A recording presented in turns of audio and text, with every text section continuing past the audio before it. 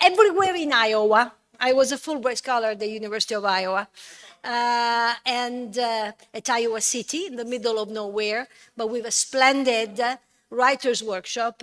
My mentor was Sherman Paul, and I studied there poetry, literature, American, of course, and theory of criticism. I was very much into psychoanalysis, hermeneutics, you name it. And then because of a sabbatical, I ended up working for the Department of State. I thought it was going to be 1 year. Next year, I will celebrate my 40th anniversary with the Department of State. So you can imagine how thrilled I was, to become a board member of Fondazione MEI, Museo dell'Emigrazione Italiana. The Commenda di Pre, many of you enjoyed the beautiful catering service last night, and the old worlds resonating of history there. And of course, I was very much enthused by being the moderator of this, the two panels on literature that of course, remains, my soft spot in my heart and mind. So, paradigms of identity in Italian-American and Italian-Canadian literature. And we should start with Francesca D'Alfonso. The future was a kind of limitless space. Lives of the Saints as a formative journey in a spiritual rite. Very interesting. Thank you very much.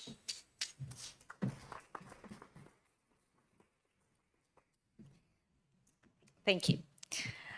Nino Ricci's debut novel, Lives of the Saints, is undoubtedly a text rich in suggestion and interpretative possibilities. Not surprisingly, then, it has already been the focus of several essays, exploring the various aspects of its narrative.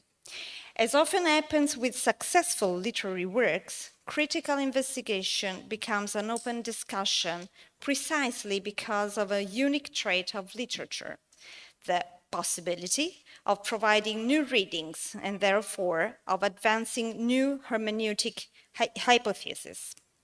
In the case of this novel, one cannot help but notice that the majority of contributions have focused on issues concerning emigration and the problems connected to the meeting and clashing of different cultures.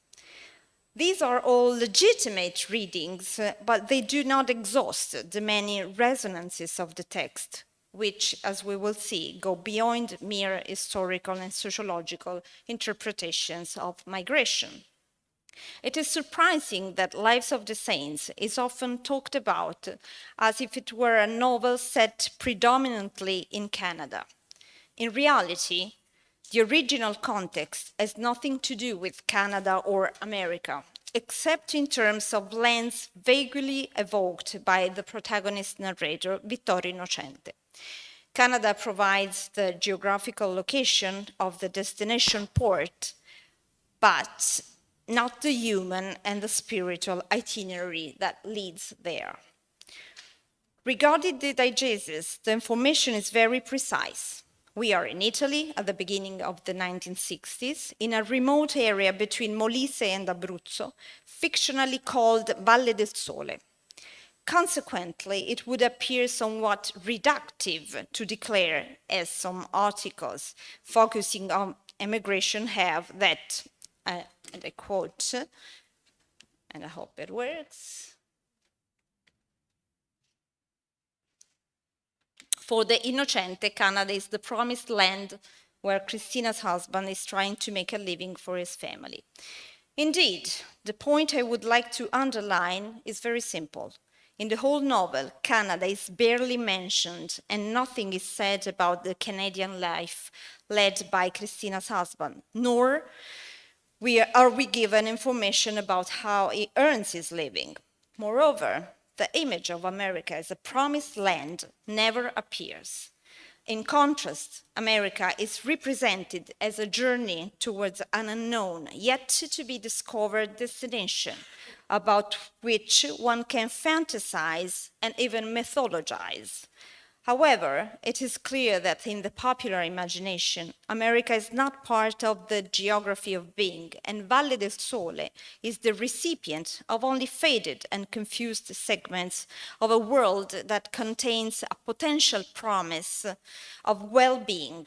Moreover, I think it is fair to point out that in Lives of the Saints, the religious trope of the promised land never emerges.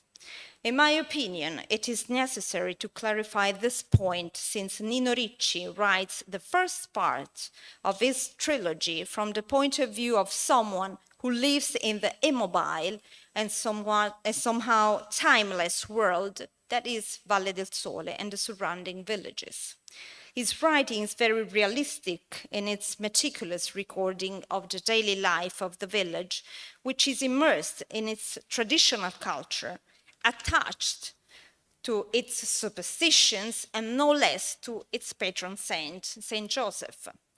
Yet, even Valle del Sole is forced to open up and look beyond the horizon.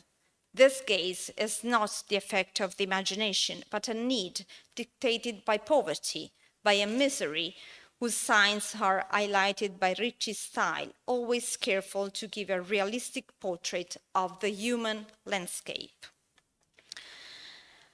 Moreover, the Innocente family belongs to a small group of privileged people who, among other things, enjoy the respect and admiration of the community. Particular value is given to the fact that Vittorio's maternal grandfather is the mayor of Valle del Sole. In the post-fascist collective memory, he is respectfully remembered from the beginning as Lupo d'Està, the mayor. In terms of literary genealogy, it is worth recalling the narrative tradition that explores the journey of individuals striving for spiritual or moral self-realization. This model, which centers on the escape from evil and the pursuit of a higher state of being, is underpinned by a series of elements that, due to the brevity of my intervention, I can only briefly allude to. As a matter of fact, the protagonist's departure from a corrupt environment becomes an act of liberation from a place which is intended as a space consumed by sin and despair. For instance, Valle del Sole, portrayed as a swamp of desolation, is devoid of the positive symbolic associations traditionally linked to sunlight, Valle del Sole, such as divine presence and life. The village where the Innocente family lives totally reflects the corrosive influence of evil.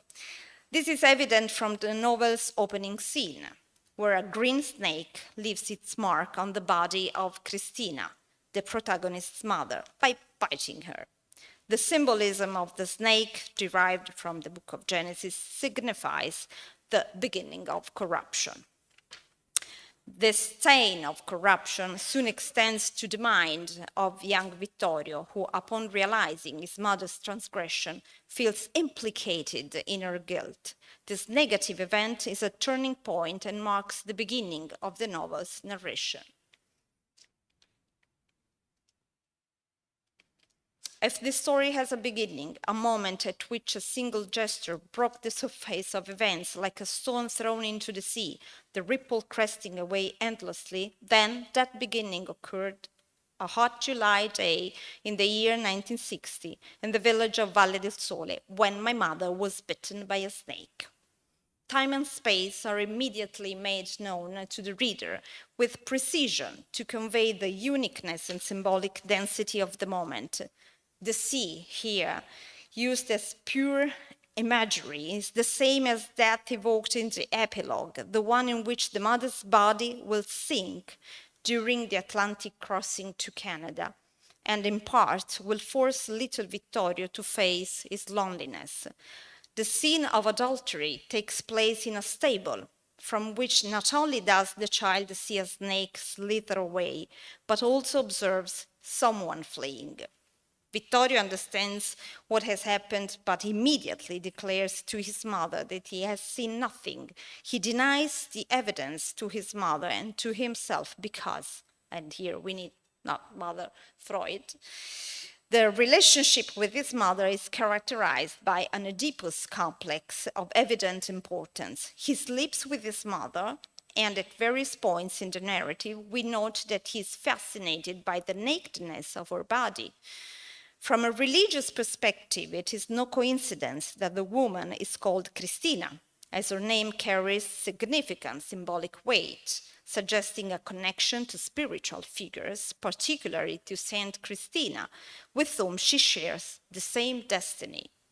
Her journey, much like that of many religious or literary protagonists, revolves around a series of trials that must be overcome before reaching the promised land and attaining spiritual or personal fulfillment.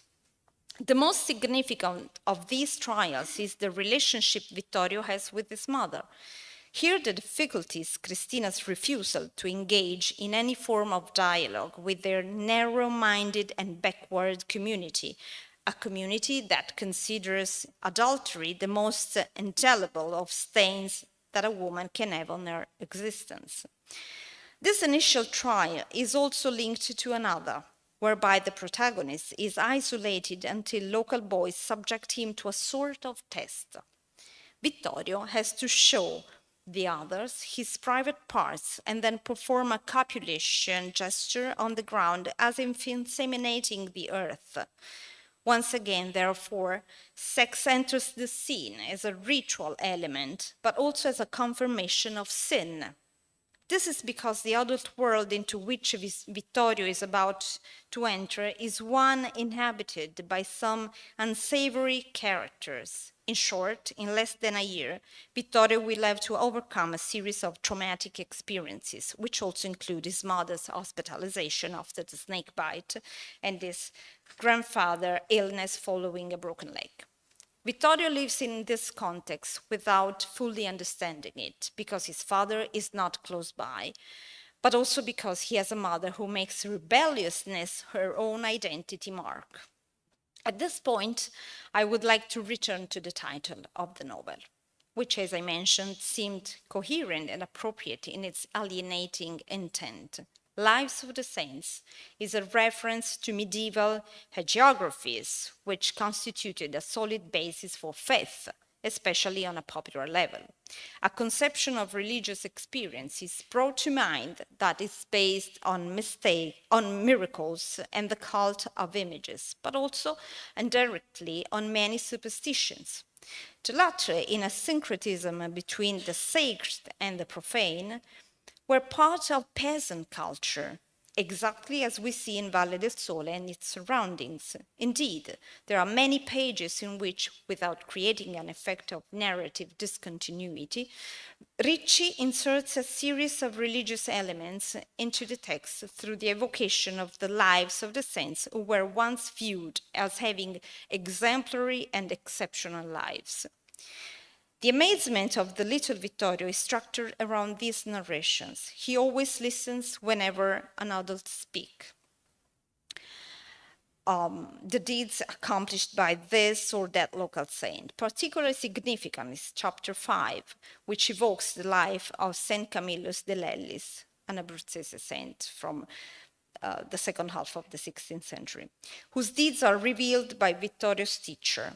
This episode makes such an impression on Vittorio that after many years he still remembers the effect it had on him. Thus, the hagiography relating to St. Camillus further strengthens the idea of sin, while confirming the principle that a sinner can always convert. Vittorio's teacher becomes an element around which hagiographic narratives are aggregated, and she will become increasingly important and formative for the first-person narrator.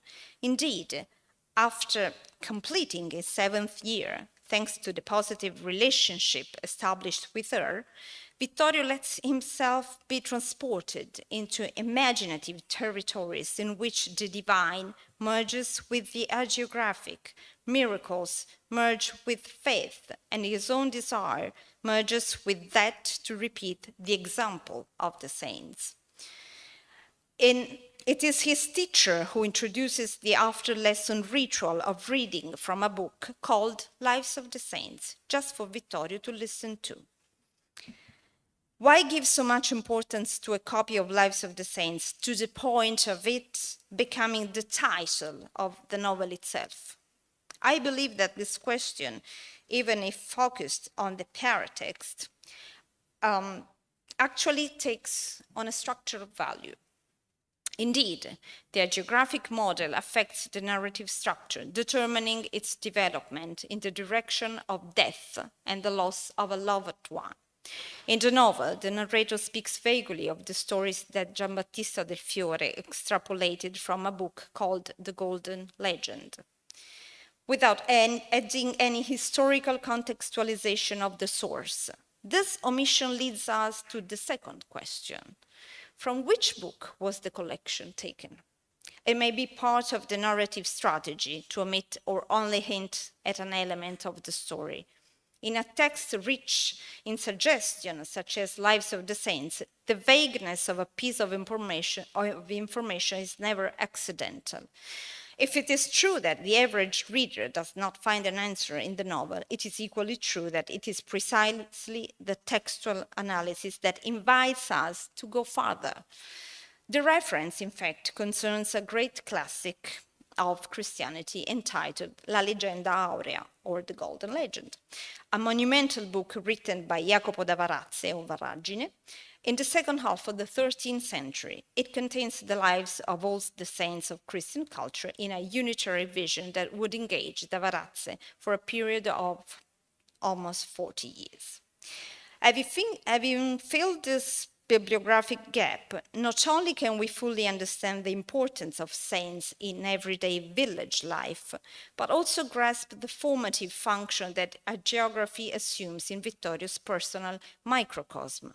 This is a small world, in fact, which, thanks to the lives of the saints, expands both geographically, introducing other territories, cultures, and names, and vertically, in the sense that the gaze is projected upwards, conquering a space of spiritual value. This is not merely an ornamental element of the novel, but serves to explain a series of enigmas that constitute some of the salient points of the text. The enigma of the stranger and the serpent, the enigma of the sin that Christina seals within her, and the enigma of an absent father whose affection is never felt. If we read the entire narrative from a religious standpoint, it is clear that there is a link between Christina and the life of Santa Cristina, as I said, a young martyr who was subjected to a series of ordeals of an unprecedented ferocity. Thus, the serpent becomes a challenge, a temptation, and a curse that Christina overcomes, just as Santa Cristina did. Vittorio's mother frees herself from the burden of the guilt only after being subjected to an unexpected and devastating ordeal during the crossing to Canada. At the end of their journey of great anguish for both, Christina and Vittorio will be saved only by an encounter with death. It is worth noting that Vittorio embarks on his journey to America holding Lives of the Saints, a symbolic gift from his teacher, serving as a spiritual viaticum. The scene I'm quoting, she reached down under the desk and pulled her Lives of the Saints from a leather bag. I hope you live by it, she said, handing the book to me. I hope you'll follow their example. I clutched the book guiltily under my arm. End of quote. The scene is deeply symbolic and adds further significance to the novel's title. The book serves as both a guide and companion to the child's life. His pilgrimage mirrors the moral lessons found in the Lives of the Saints, which stand as a legacy for humanity to follow. And Vittorio accepts the book guiltily. That is, with the sense of guilt of someone who knows they will never be able to emulate those exemplary lives. Before moving on to the conclusions, I would like to add that, in my opinion, the religious structure of the novel does not have a deeply ironic character, as Marino Tuzzi has claimed. This critic argues that, I don't know, I didn't put it, no, sorry. This critic argues that the narrator uses a geography as an ironic commentary on the lives of the characters. Of course, one can detect a trace of irony occasionally, but to affirm that this irony fulfills a structural function seems misguided, if not overstated. In short, conferring an ironic function to the double intertext, Lives of the Saints and the Golden Legend, means depriving the narrative fabric of its social-cultural basis and an axiological horizon that ethically qualifies the narrative text. In fact, the narrative voice is fully aware that the hagiographic tradition plays a relevant role in the transmission of a folklore and popular knowledge that are fading from the collective memory. Therefore, the structure of the journey as the salvation of the soul remains important and is homologous to the transition from the age of innocence to the age of experience.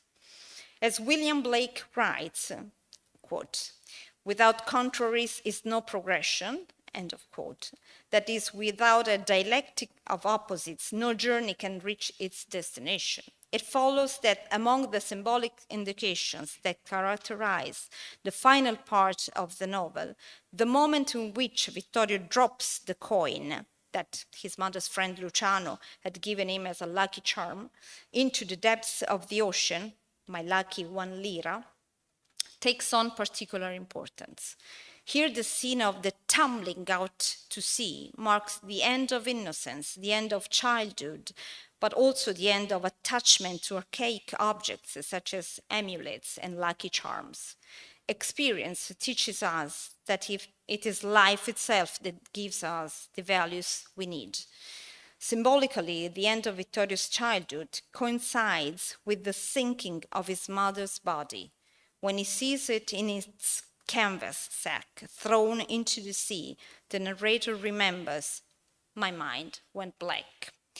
At this point, the child Vittorio closes the door to one world and opens that to another. After the total blackout, as Blake's view infers, there can only be light that will illuminate a new road. In this case, the road illuminated will be that of chapters of Vittorio's life yet to be written.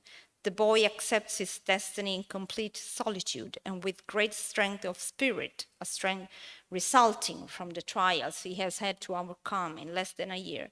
He will set foot on American soil, finally able to hope, as the Bible teaches, in a new heaven and earth. Thank you.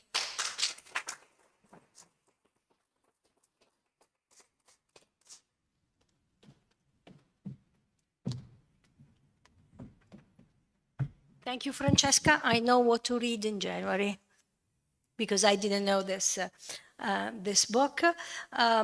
Questions, as yesterday, will be asked at the end of the panel. And now I'm told that Sabrina Vellucci is unfortunately sick and is not here with us today. So I'm introducing Elisabetta Marino, Object for Subjectivity, the Role of Material Culture in Italian-American Poetry. Thank you.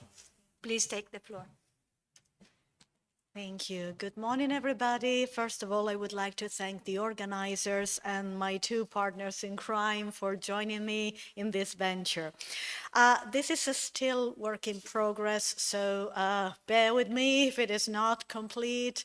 And as a disclaimer, I would like also to thank Joseph Shora, who opened up a new field for me, so thank you so much. So I will give you a very short introduction, theoretical introduction, and then I will delve briefly into the works of two Italian-American poets, Maria Mazziotti Gillan and Maria Fama. So according to Christopher Tilley, quote, "The object world is absolutely central to an understanding of the identities of individual persons and societies," end quote. Objects and commodities serve as tangible representations of our past, present, and future. They function as a medium that enables individuals and communities to express themselves, articulating personal histories and collective cultural narratives. In turn, objects are seemingly endowed with what Arjun Appadurai has termed a silent life and a social life. Their silent presence or absence shapes one's everyday life, as well as providing insight into the structure and system of values of various social groups. Objects acquire a crucial importance in the context of migration, described by Paolo Bartoloni as, quote, "a physical, emotional, and psychological test," end quote, suggesting that such experience might lead to feelings of depression and alienation, often juxtaposed with temporary states of elation and euphoria. Due to the high relocation expenses and the limited storage capacity on board, not all belongings and possessions could travel along with the Italian emigrants to America. Circumstances dictated a meticulous selection process. Cherished heirlooms, as well as useful tools and valuable items, were carefully chosen to accompany migrants in their journey, furnishing them with a sense of comfort and security amidst an uncertain future. Acting as potent talismans, endowed with a semi-magical power, they ritualistically contributed to transforming new houses into homes, quote, "meaningful places," and I'm still quoting Bartoloni, "that sheltered vulnerable subjectivities in need of reinvention and redefinition."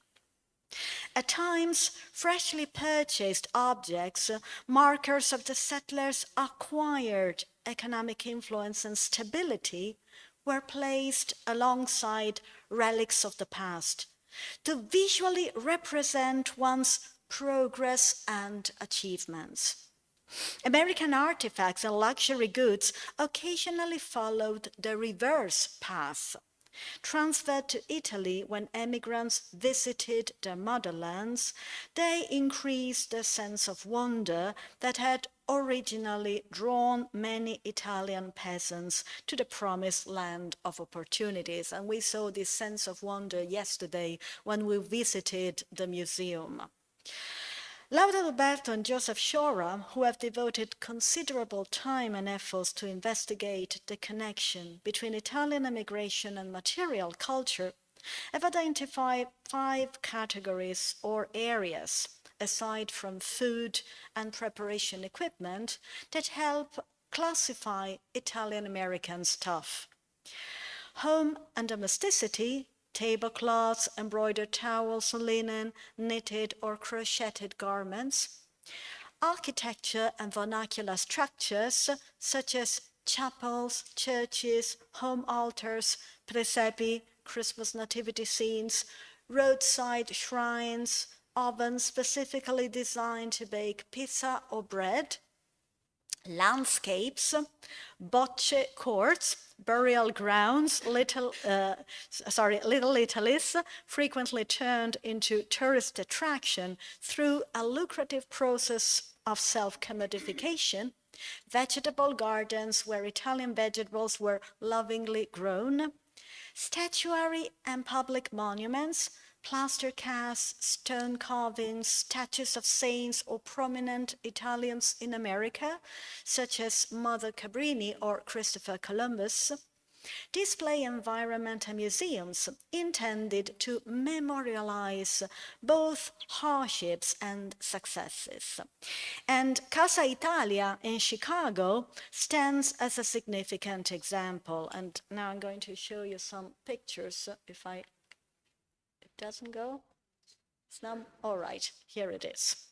So these are pictures from Casa Italia's exhibition. So apart from planning bocce competitions, so you can see them there, and offering spiritual counseling and support to the Catholic members of the community, Casa Italia has devoted strenuous efforts to founding and maintaining museums, permanent exhibitions and art galleries, which showcase the Italian-American community in Chicago as a resourceful and creative group that retains strong cultural ties with its past while nurturing an equally profound connection with the United States. The Calabrese in America exhibit, the Italians in Chicago exhibit, and the Sicilian Heritage Museum in part aim at redressing wrongs by depicting immigrants from the Mezzogiorno beyond their negative or stereotypical portrayals in the media. Indeed, photographic evidence demonstrates that, far from being natural assassins or harmful parasites, the southern Italians across the Atlantic were dignified and industrious people, whose outstanding handicrafts and folk art, namely card painting, ceramics, needlework, and jewelry design, still deserve attention and respect. The numerous pictures showing extended families, country festivals, peasants toiling in the fields, and groups of people both in Italy and in their new country of settlement succeeded in casting light on the daily life and experiences of those who were too often perceived as an anonymous and swarming mass of unskilled workers, stripped of their human nature, personhood, and individuality. But now let's move to our poets. Turning to Maria Mazziotti Gillan, one of the most prominent contemporary Italian-American poets, whose parents emigrated from San Mauro Cilento, I will provide examples of how objects helped recreate a familiar environment, and conversely, how they were used to represent the inhospitality and hostility of the new land of settlement. Mazziotti Gillan's poetry is notably rich in the use of objects. In her poem Talismans, material culture powerfully symbolizes the clash between America, its rules, habits, and mores, represented by Miss Elmer, the teacher, and the young immigrant's experience. The child's sense of protection in this unfamiliar and unwelcoming setting stems from a blend of religion and superstition, typical of Southern Italian culture, embodied in talismans such as the evil eye horn and the scapula. And I'm going to read the poem for you. Nope. Here it is. Each day, Miss Elmer wore a different flower silk dress, a cameo at the neck, a small white collar. She smelled dusty, as though she had been left too long in a closet. Crack! Went a ruler across our hands. Crack, crack! Against small white knuckles. Hold out your hands! And our hands trembled. Thinking of myself in second grade and of Miss Elmer, I see from a world far removed from tenements and naked bathroom pipes my mother's face serious and intent as she pins an evil eye horn and scapula to my undershirt. Wearing them, I'm sure I can go out in the world protected. Now, when walking out of the house each morning has become an act of courage, I wish I could feel them there still, breathing next to my skin. The cameo, the silk dress, the starkly white color, and the ruler, the instrument of punishment for difference, are juxtaposed with the naked bathroom pipes, a physical manifestation of poverty. These pipes, along with the symbols of a religion that is not merely unaccepted, but also ridiculed, highlight the deep divide between the immigrant experience and the values imposed in the New World. In another poem, Growing Up Italian, Clothing and Gifts emphasize the contrasting status of the Italian-American daughter of immigrants compared to a child born into wealth, who embodies the much coveted fulfillment of the American dream. And I read, "When Judy's mother went downtown, she brought back coloring books and candy. When my mother went downtown, she brought back one small brown bag with a towel or a sheet in it. The first day I wore my sister's hand-me-down coat, Isabel said, that coat looks familiar. Then I recognized that coat. I looked at the ground. When the other children brought presents for the teacher at Christmas, embroidered silk handkerchief, and Evening in Paris perfume, I brought dishcloths made into a doll. I read all the magazines that told me why blondes have more fun, described girls whose favorite color was blue. I hoped for a miracle that would turn my dark skin light, that would make me pale and blonde and beautiful." End quote. In more recent poems, objects from the past are transformed into potent emblems of continuity. In this passage from 17th Street, Paterson, New Jersey, the transition from Italy to America appears seamless and purely superficial. Nothing is lost, nostalgia is banished, and Little Italies are no longer perceived as isolated enclaves. Conversely, composite and intriguing stratified geographies emerge in the artist's creative mind, where the concept of grafting prevails.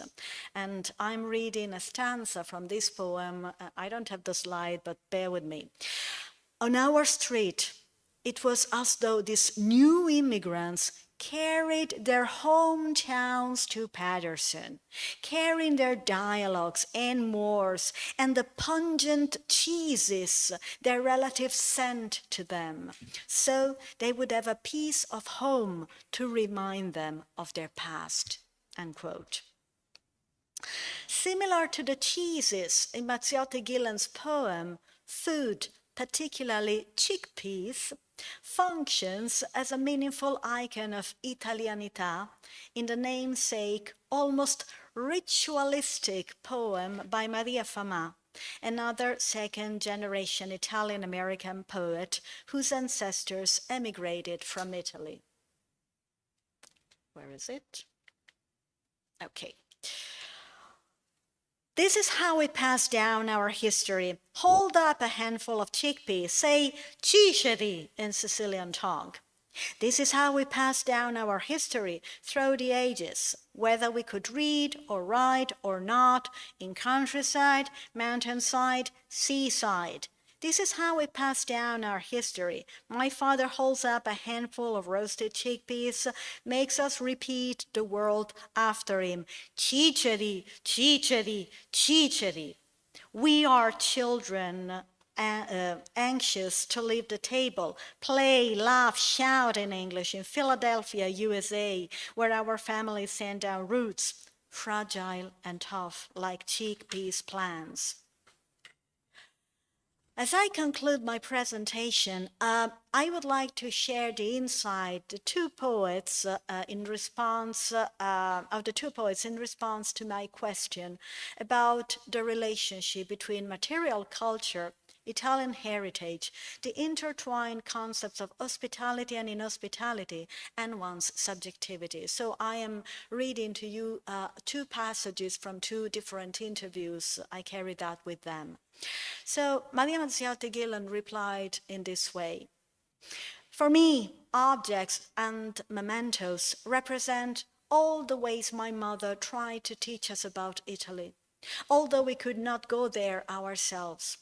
For example, she brought a big black metal trunk full of biancheria linen when she married my father and came to America in steerage. This trunk was really important to her because it was filled with all the dresses, scarves, nightgowns, towels, and other kitchen objects that she made as part of her dowry. The pieces were often very rough, homemade pieces. I can remember towels, they were very rough to the touch, but had a very delicate flowers embroidered on them. They represented the Italy she left behind and tried to bring with her to share with us, so that Italy would be a real place for us. I still use her handmade tablecloth and dresser scarves 25 years after she died. And I used an exquisite tablecloth made by my grandmother more than 100 years ago. My mother could not afford to give us the kind of heirlooms wealthy people have, but she gave us things that she had made in Italy as a girl with the material that she had on hand. And they represented for her the Italy she loved. They were symbols of the love she had for us and what she was trying to pass on. And this is also reminiscent of the title of a poetry collection but by Maria Mazziotti Gillan, which is entitled What We Pass On. Now let's move to Maria Famas' reaction to my question. Material objects that have been lovingly handed down through the generations are objects of solace and inspiration for me. I have written poems about my great-great-grandmother's tablecloth, which she wove, my great-grandmother's large apron that she worked in, and my father's little hat that he wore on his journey from Sicily to America. These material objects bring me comfort. They are talismans, and again, this is a word that is quite recurrent, talismans that I use, honor, preserve, and treasure because they connect me to my ancestors, no matter the distance in time and place of the origin, in my case, Sicilia. They give me strength to deal with the uncertainties of life because they are imbued with the perseverance and endurance of those members of my family who once owned these material items when they walked the earth before me. Thank you so much.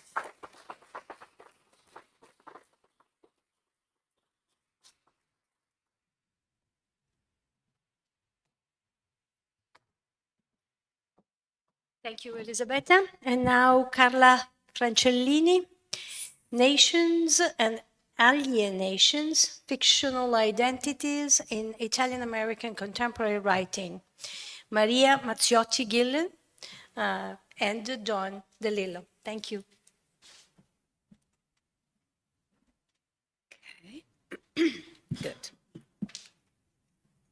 So Elisabetta spoiled the photos I wanted to use for Maria Gillan, but anyway, I'm going to forgive her. So, what I'm presenting now is actually a research project on the idea of shifting Italian-American identities. So let me start trying to make clear what I'm actually still searching in these two very distant, at least apparently, authors that are, in fact, Maria Mazziotti Gillan and Don DeLillo. In the last decades, the issue of literary characters' identity has evolved significantly. Characters with unstable, split, multiple identities are now more common than they used to be and seem increasingly shaped by their interactions with peculiar settings or other characters radically different from those in the past.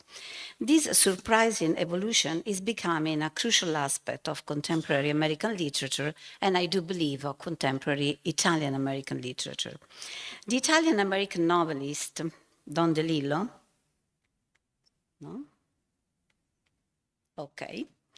Born in New York in 1936, for example, highlights the issue of identity and alienation in many of his novels, such as Libra, 1988, Underworld, 1997, and Cosmopolis, 2003. Similarly, the Italian-American poet Maria Mazziotti Gillan, born in Paterson, New Jersey in 1940, builds a kind of fictional identity and displays its parable in a surprising number of poems, drawing from her childhood in the Italian-American community of Paterson and on its impact on her life as an adult. Many of DeLillo's characters are significantly influenced by their experiences in global settings and often become intertwined with the identities of other characters.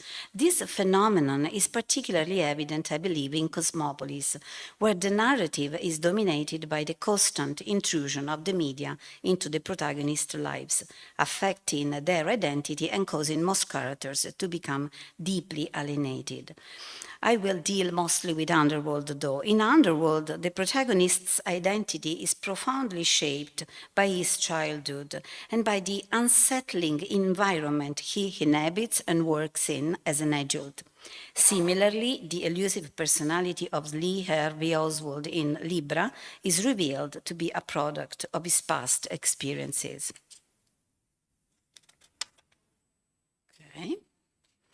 The question at the heart of my research today deeply resonates with my academic interest, and this is the question: what is the impact in terms of identity and alienation of the encounter of different Italian and/or Italian-American characters with the growingly global settings? My hypothesis is that Don DeLillo's characters, often depicted as highly representative of our contemporary age, tend to lose their distinctive traits due to a growing degree of assimilation with features of other characters or characteristics of the settings they live and work in.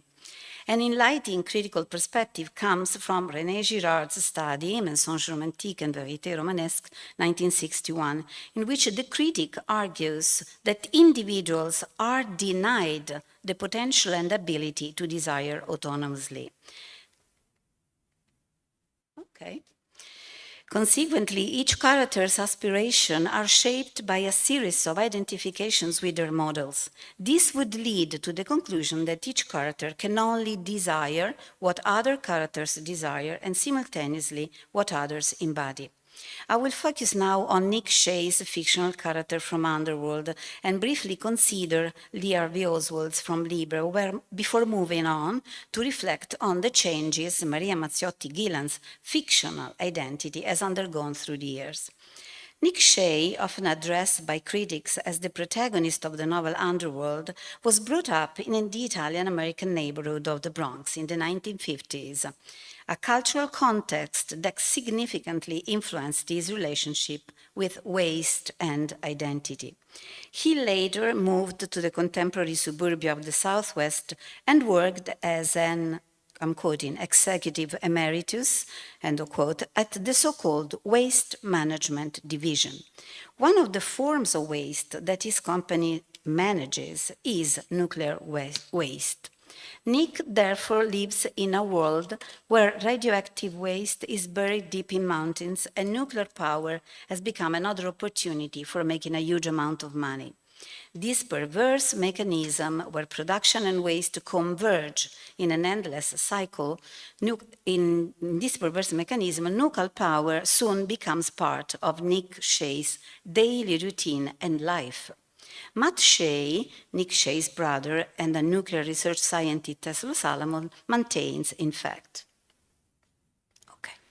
This is real, the work, the weapons, the missiles rising out of alfalfa fields, all of it. But it strikes me more and more as sheer distortion.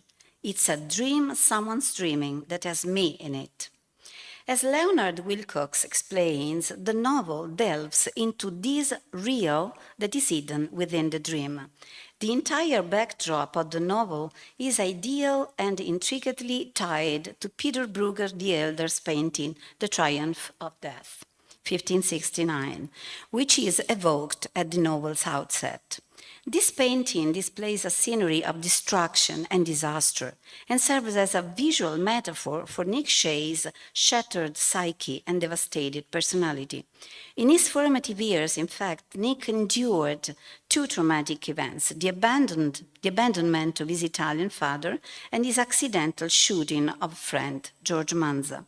The latter event in particular thrusts Nick Shay into a confrontation with death in all its horrifying arbitrariness. These two tragic events, along with the pervasive fear of nuclear annihilation that gripped the collective psyche during the Cold War, continue to haunt Nick, shaping his identity and his actions. Nick Shay's mental state results in the impossibility to think straight, and it is a direct result of this nuclear bomb threatening hanging over the American landscape. The impossibility to think straight attracts the reader the most. His mental trajectory, in fact, openly manifests his being deeply affected by the nuclear bomb hanging over the American landscape. Moreover, as Wilcox again maintains, the bomb resembles, in a way, a judgment and a kind of punishment from an absent or remote or anyway distant Father on high, like the Father of the Old Testament, and I'm quoting, "The potential to unleash the power of the atom is integral to the American Cold War Oedipal narrative of mastery," end of quote. The character of Oswald, a figure deeply embedded in American history due to his alleged involvement in the assassination of President Kennedy, is described in the novel as obsessed by the identity of other people. He keeps asking himself who other people are and who he is. His intricate and challenging nature is best described by DeLillo's keenly words in a critical contribution in the 1980s. And I'm quoting, "Oswald seems scripted out of doctored photos, tourist cards, change of address cards, mail order forms, visa applications, altered signatures, pseudonyms. His life, as we come to know it, is a construction of doubles," end of quote. Therefore, the fictional version of the character results from an exciting operation of subtraction, as Wilcox again maintains. Oswald, for example, is a character who does not belong to a specific place because he has often changed neighborhoods or houses. He is also a mimetic character up to the point of changing his name continuously. And as Wilcox states, this marks the commencement of a complex series of character multiplications, leading to a myriad of Lee Harvey Oswald, each a unique iteration based on different model. Even the CIA agents in their investigation will conceive at the end and eventually will create a fictional Oswald as a scapegoat for their investigation. In comparing, which is actually what interests me, in comparing the personalities of Oswald and Nick Shay, I argue that both characters exemplify what Buscal described as, I'm quoting, "a man's search for signification," end of quote, within a global context. The central focus of both novels lies, from my point of view, in the various ways these characters navigate life while grappling with their internal struggles and the challenges of the world around them. This exploration fosters a connection with the reader by highlighting both Oswald's and Nick's resilience in the face of their difficulties. Moving to Maria Mazziotti Gillan. Troppo veloce. What happens?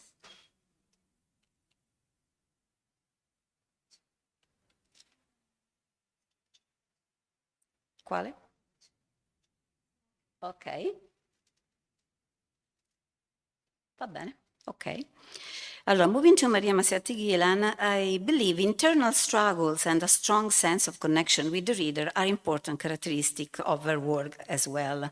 Her search for identity culminates in a courageous and significant reclaiming of her full Italian names, both the first name and her last Italian name, representing a profound reconnection with her Italian roots and her parents' heritage.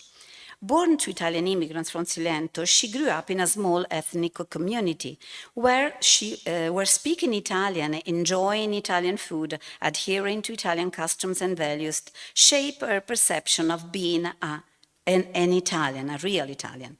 Throughout her lengthy and challenging education, which essentially involved a process of Americanization that all immigrant children experienced, she faced considerable discrimination and marginalization.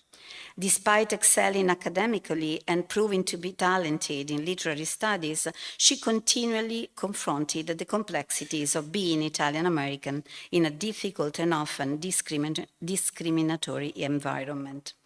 Everything changed, though, after a marriage to Dennis Gillan, an athletic American young man whose last name seemed to momentarily overshadow her complicated Italian background, as she vividly illustrates in one of her most famous poems, claiming my true name.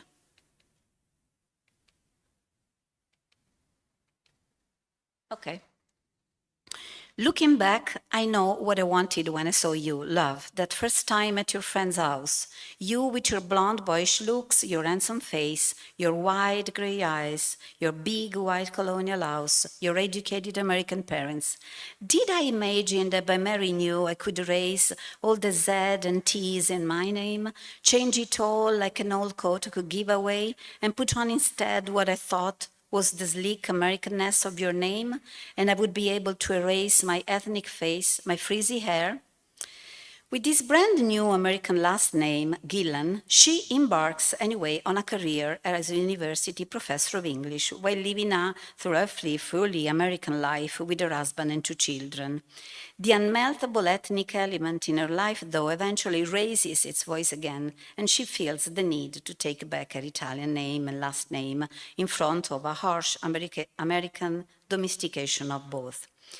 If her first lyric production profoundly resents of this powerful claim of her Italian origins, her most recent poems tell a different story. In fact, there she deals more with a story of individuation and personal recognition of what life has meant and what life has been like for her. The Italian girl to whom books borrowed from the public library of Paterson had become her home has now become a widely known artist, and she is now a retired professor of English at Binghamton University. At this point in her life, she also realized during her many voyages to Italy that she was not Italian, but Italian-American, and that the language she learned to speak in her family had very little to do with the Italian language spoken in the peninsula, being in fact a surprising variation on the Silentan dialect. Gillan's identitarian search moves from her desire to conciliate the instances of her childhood and those of her life as an adult, reaching out for a surprising compromise that means so much more than just the expression Italian America, a term that encapsulates the duality of her identity. A recent encounter with Southern Italy during a creative poetry seminar in Calabria in 2019, moreover, offered her a chance to discover that the places she had long imagined as the places of origins of her parents are profoundly changed and mostly abandoned. Confronted with villages and mountains far too similar to those from which her parents had fled to look for a better life in the US, her identitarian search is therefore enriched by a new element, which I would call identity found again. She is not only and no more the young daughter of Italian-born parents, but she is not only and no more, especially after her husband's death, just Mrs. Gillan. She is in fact both, but even more. Her involvement in visual arts and painting, moreover, enlarged her artistic horizons and turned out to be another way to express her emotions and feelings. The many aspects and stages we have just explored in Gillan's evolution as a poet result in a fictional voice that is the most surprising compromise between her encounter with the outer world and her deep emotional interiority. As her voice seems involved in a constant process of change, her memories, and I'm quoting from one of her poems, her memories tilt a bit as though they might fall off if someone were to jump on them too hard, end of quote. Exactly like the old porches in the 6th family tenement where she was born on 5th Avenue in Paterson. Though far from the fictional characters in DeLillo's novels, the many Marias we encounter in her poems tell a story of individuation, where the relationship with the national, international, and local settings seem to play a major role, as do her most intimate losses and gains. This process leads to temporary identities to be soon overcome and replaced by new ones with a slow but inexorable passing of time, where, and I'm quoting, a precariousness steals over things at dusk when darkness bleeds the light away and our shadows stretch their long fingers, end of quote. And it is the changing light of December, what a chance it is, December again, metaphorically alluding to the coming of that peculiar winter that is old age, that Gillan celebrates in her poem, December Dusk, where we read that, and I'm quoting, objects, and I would say identities, change. Even the sound of the old houses change and grow dim. The tree's menace creeps along the floor, while fear brushes against the bones. As we shiver at our image in the darkening glass, our eyelids flutter, our blood beats against our thin skin. Thank you.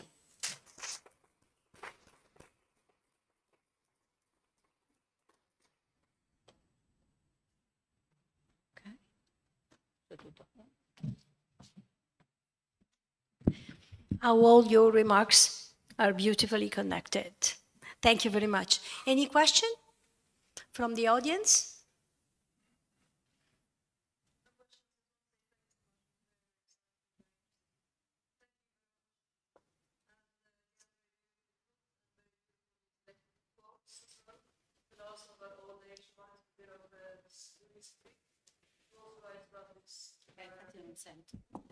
Yeah. Just a moment, because otherwise we don't hear. Yes. Thank you, Laura.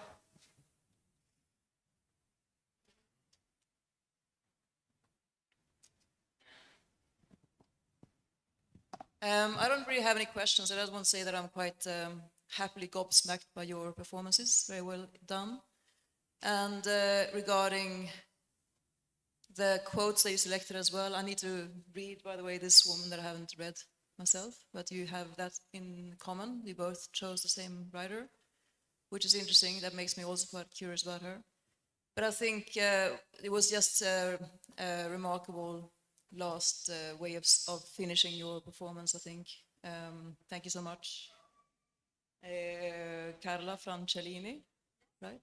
Thank you for ending with that quote. I think it was very, or that poem, because it reminds me quite a lot of Louise Glück, who gained the Nobel Prize, was it 2 years ago or something? Who also writes about December winds and the elements that kind of connect with the organic entities that we all are in the end.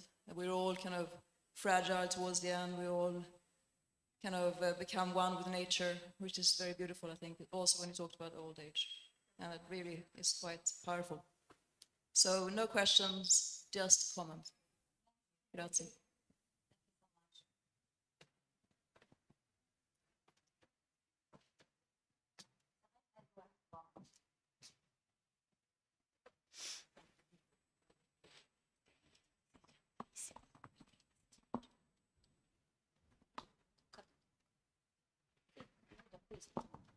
Okay, I just wanted to answer back that actually, Maria, not only in this last poem I showed you, December Dusk, which is very moving and in fact very allegorical in a way, she often takes a chance to, I would say, use natural elements, natural moments, sunset or dusk or whatever, or dawn or trees, to convey our feelings, especially connected with the idea of the passing of time.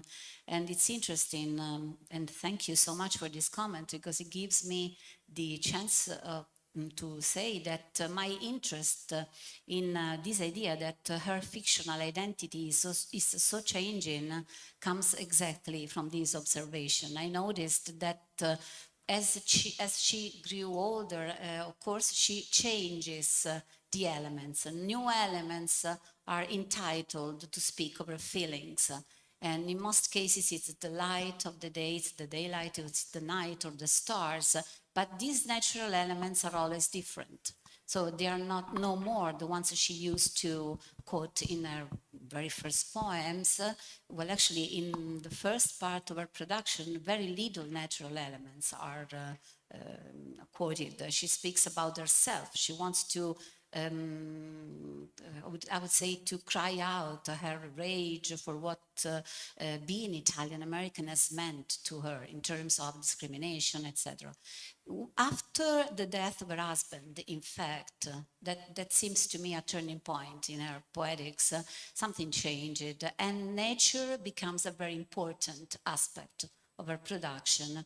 So the changing of the natural elements she chose to tell her feelings made me suspect that actually the fictional narrator, but we talk about poem, quindi we should say a very bad expression, which would be io lirico, which is very dangerous in Italian, so we try to avoid it. But anyway, this fictional character that speaks her voice, let's put it this way, is completely changed. It is different.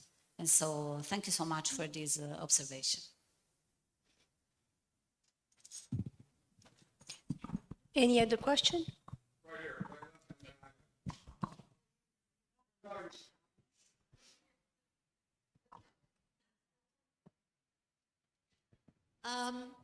I'm actually interested in your positions. You sound Americans, yet you operate within the Italian university academic systems. Can some of you explain how this comes about?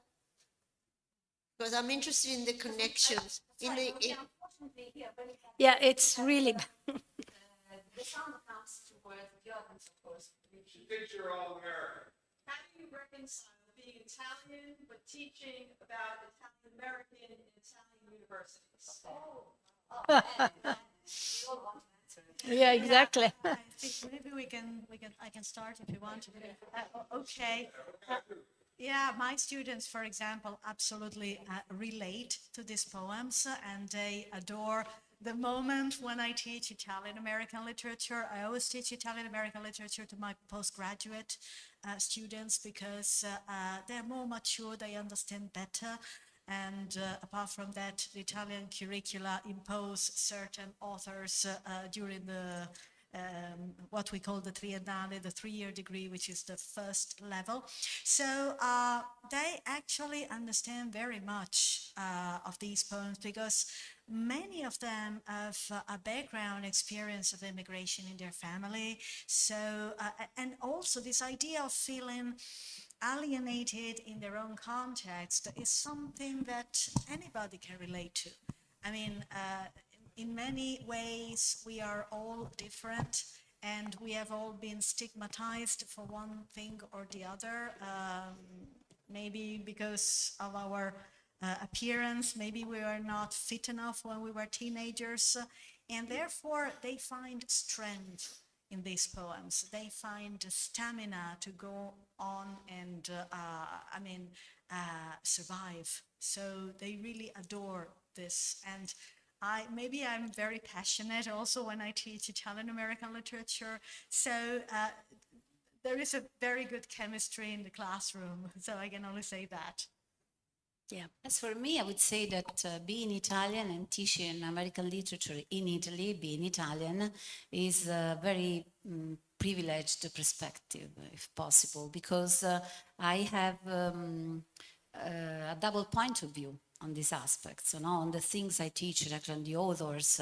I tend to teach Italian-American literature in courses entirely devoted to Italian-American literature, and I actually am very proud to say that one of the very first courses in Italian-American literature was held at the University of Siena in 2014, for the first time, entirely devoted to Italian-American literature. But in other courses about American authors, I always talk about Italian-American literature as well, because we have many crossings, we have many possibilities to bring the topic in, and that is extremely interesting because this helps me and enables the students to realize that Italian-American authors are part of a how could I say, of a canonic literature. So there's no way to make a distinction. There's no need to do it. And so I bring them in a lot. If you ask, if you were, that is what seemed to me. If you want to know how I feel, I'm happy. So that's actually what I feel. I mean, I teach what I love to teach, and I have a chance to bring this kind of Italian-American authors, but also American authors, into a perspective that is not always available for students. And not all our university, we have American courses. So that's pretty much my feeling. Thank you. Actually, I teach English literature, and I started teaching John Fante for the first time in my class, and I saw that my students responded positively. And we are attending many lectures in these 2 days, and everybody has got relatives who emigrated in some way. And reading some parts, before when you read a passage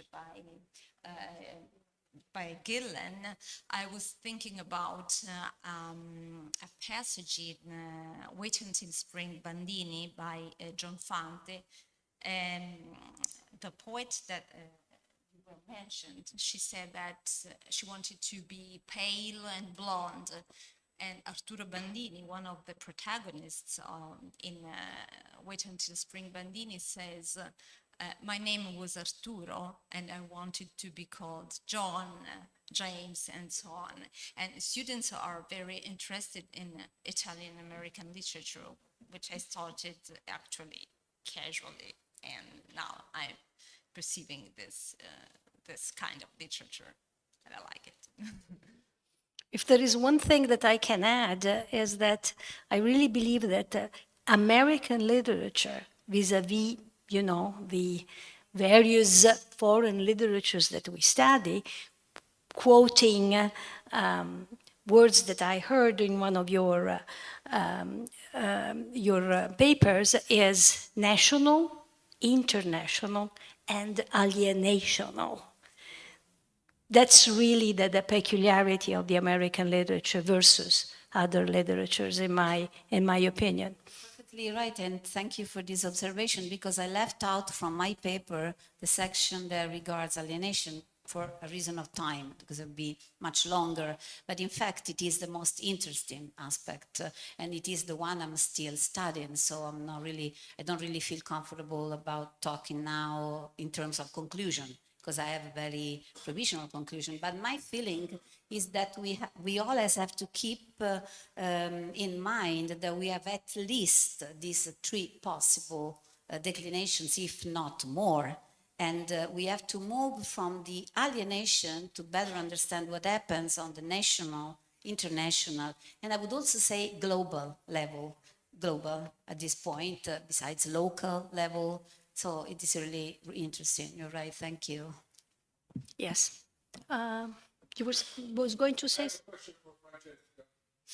How do you see Nino Ricci's Lives of the Saints in relation to his earlier work and his later work? In other words, it seems to me something happened there that never happened before and never happened again. So I was wondering how you see it. So you mean with other works? Yeah. His recent works. Actually, I haven't read his recent work. I only read his trilogy. You mean the trilogy? Yes, yes. This first work is, for me, is not about emigration, but it retraces the foundation of this migration, because it is focused on the life in Italy. And so it is important because in the second book that he writes, I read actually the trilogy, not his recent work. In the second book, In a Glass House, it presents the lives that Vittorio Innocente leads once he arrives in Canada. And it is interesting that the part of his sister, who was born on the ship while crossing the ocean. And since I invited Nino Ricci a couple of years ago, you were there, right? 3 years ago, maybe.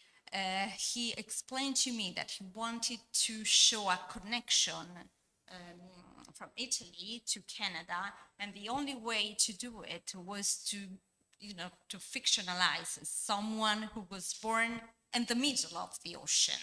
So she was not, of course, Italian anymore, and she became Canadian, and she also was adopted after she arrived in Canada, since she was not, she was the fruit of a sin, an adultery.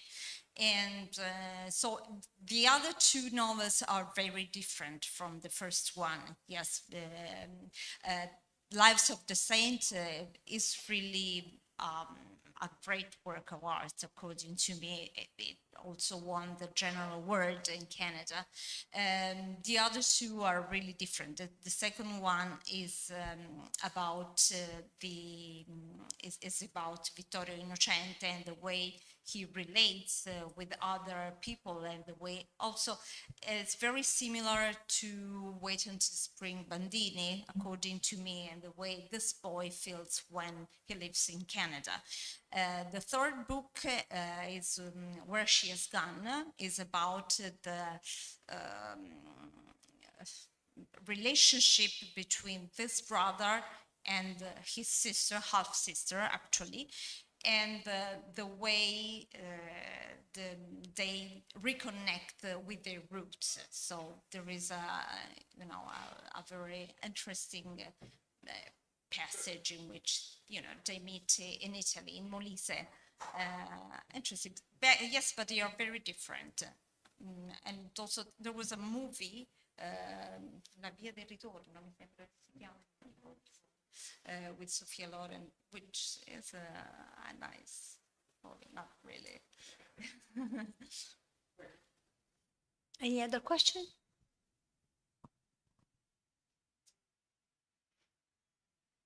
I don't see very well if anyone raised his or her hand. If there are no questions, thank you very much.